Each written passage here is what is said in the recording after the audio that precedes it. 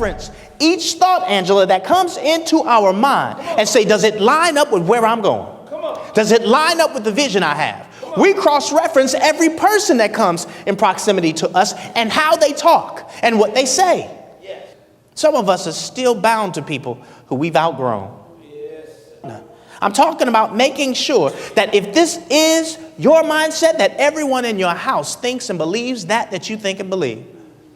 Otherwise, you are setting yourself up for disruption, distraction, and imminent death. If, in fact, the two marry one another, and that's thought and emotion, we are going to say to whatever the mountain would be ye cast into the sea, be removed. And it has to go. Yes. In your present reality, Dave, it no longer exists. Yes. It, the mountain. It, the debt. Yeah. You know, I'm not trying this anymore, but I'm literally living it. You know, we begin to talk about that sweet spot, Dave, where we're in the favor zone, that everything happens for us, and it all works for my good.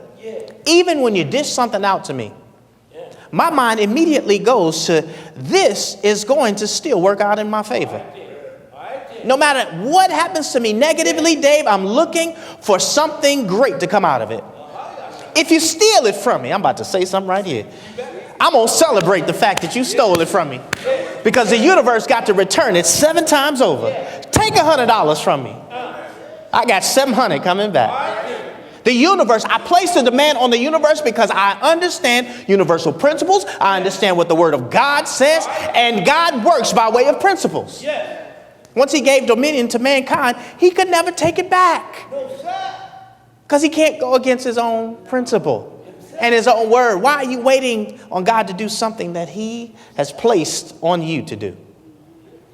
Marry the thought and the emotion associated with the thought, and then speak to the mountain. Dave, you know what the problem is? Too many of us are speaking to mountains too soon. Most of us are speaking to the mountain too soon. Remember, we talked about the fact that we need to get to the point where we say something over and over again until it is, Dave, that we believe what we said. Remember, I said that one day your spirit man is going to believe that you are more than a conqueror. So this is the foundation to the faith confessions. I say them over and over again because the first time I said it, I really didn't believe it. I was just doing lip service. But the day that your emotions kicked in, oh, you got to see it. The day that you decided that no matter what happens in my life, I'm going to overcome it. I am going to conquer it. And I am just not a conqueror, but I'm more than the day that you felt that thing in the depth of your soul, and you announce to the universe, everything that was against you begin to bow out of your way. Because it has to. It's the way it works. Because what's emanating from your heart at that point, what's emanating from your DNA, and what's coming out of your mouth all line up, and your reality has got to match up to it. Most of us won't even tell the truth, that the reason we're having the experience we're having is because this is what we believe we deserve.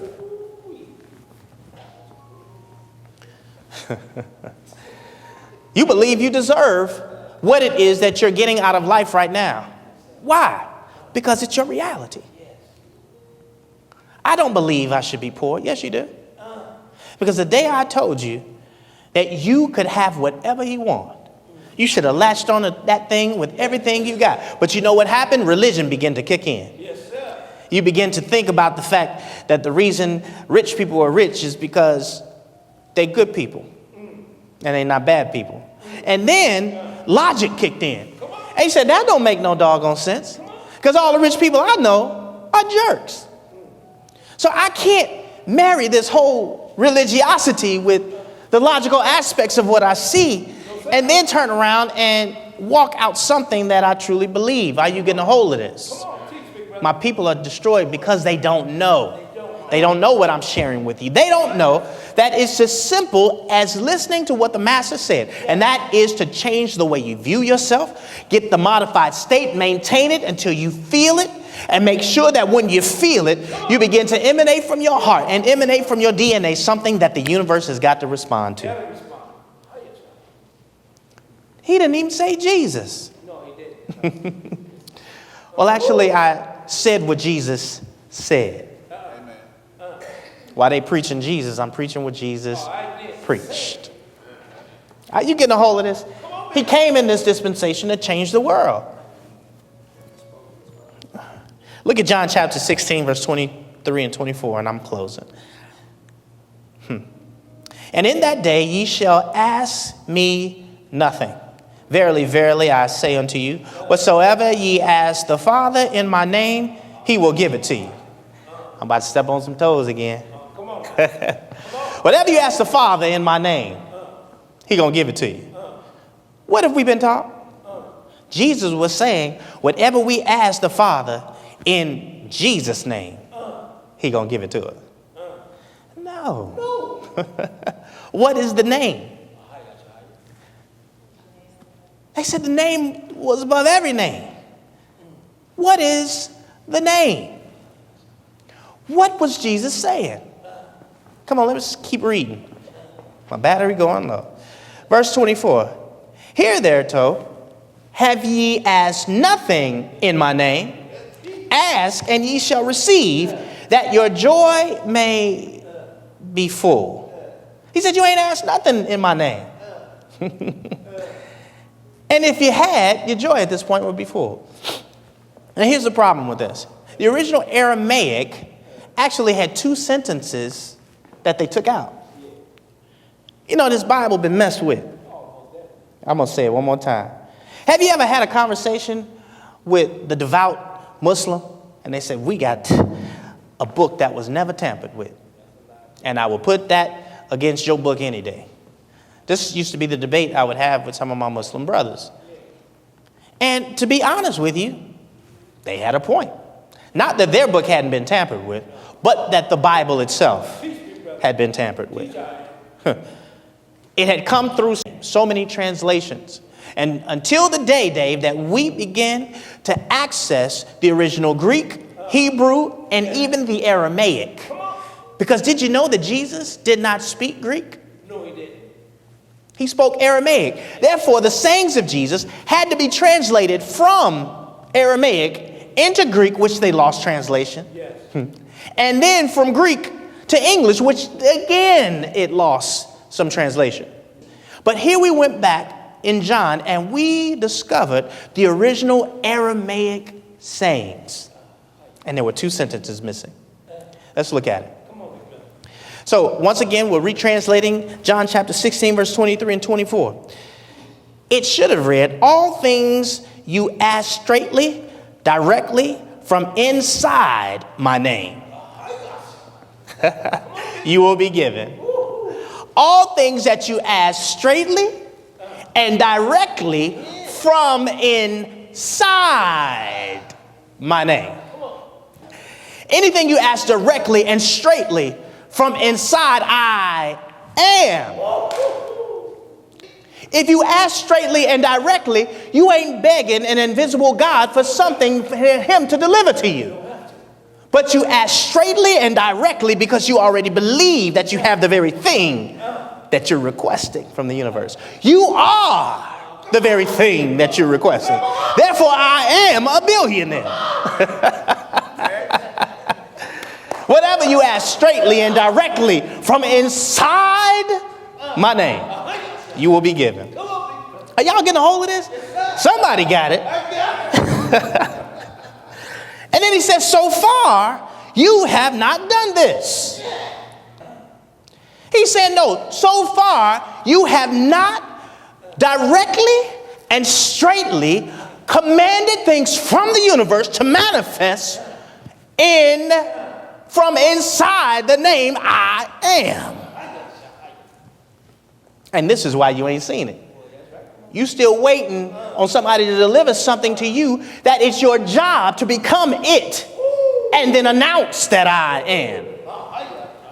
And use the very God that lives on the inside of you. And having the God kind of faith. God did not say, let me request from myself something that I want to manifest and I'm not sure if it's going to happen. Mark 11:22 says, having the God kind of faith. So if you have the God kind of faith, and you know I am lives on the inside of you, he said you're not speaking directly and straightly from inside my name.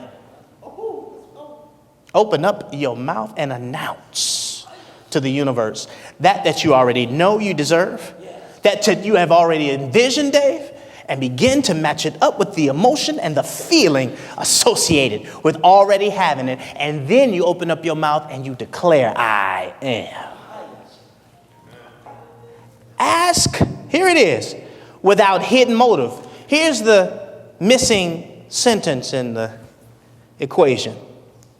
He says here, verse 24 reads in the King James, here thereto have ye asked nothing in my name. Right? It should have been, so far you ain't done this. That's right.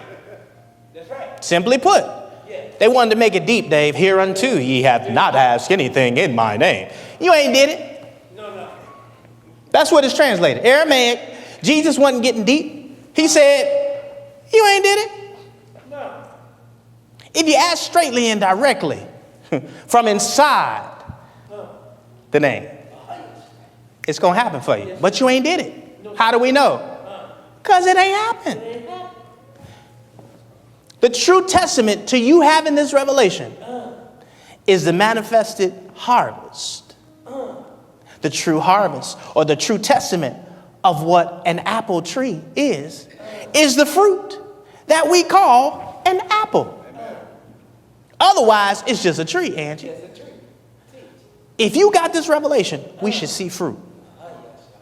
If not, let's continue to work on the internal conflict that has you not believe that you're worthy of it. The internal conflict that you are listening to the very sound. You are viewing something that is an illusion. It ain't real. Because if in fact you were meant to come into this physical existence and live a life more abundantly, then why aren't we? It's not because of where we were born. No, sir. Most of it got to do with laziness. If you go to and talk to my brothers and sisters in Africa, they are waiting. They say, give me an opportunity to go over into the United States of America and go to one of those schools. I'm going to study till I can't study no more. And I'm going to become the doctor. And then we have us, who not only have access to the schools, but can go for free. Get grants and all sorts of things. And we steady waiting on 40 acres and a mule. We're waiting on charity. You see the problem? Yes, it is. If you're waiting on charity, you're not going to do the internal work. No. You're going to go listen to a YouTube video of somebody snapping out about the black man and what he should have. Not true now. This is offered to every man who will then adopt the mindset. No matter what color you are. Yes, that's true. Because we ain't black race. No, sir. We the human race. Yes, sir. And if you would choose to think on the thoughts that I'm sharing with you, and you would reject those thoughts that are in association with lack, poverty, and being poor, it's between you and what you will get out of the universe. Check it out. It says, ask without hidden motive and be surrounded by your answer. Be enveloped by what you desire, that your gladness be full. Wait a minute.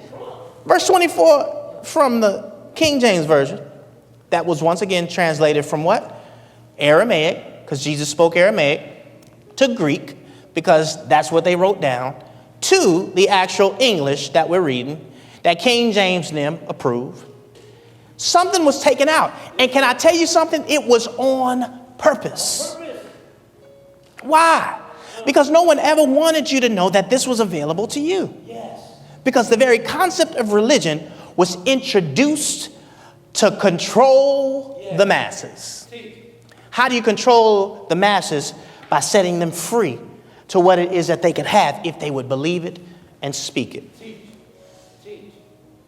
Does this make sense? Come on, big brother. Then they told us, Dave, they told us what to teach one another. They got the most charismatic communicators. They got the ones that had the $1 billion smile. Yeah. And then they begin to indoctrinate him or her. They started to pull the mothers together. Yeah. You got to see this. Why do you think that 80% of the church is women? Because the women influence the children at a very young age. And if I can indoctrinate these children with religion, I can begin to tell them being good or bad is going to afford you this type of life versus being great.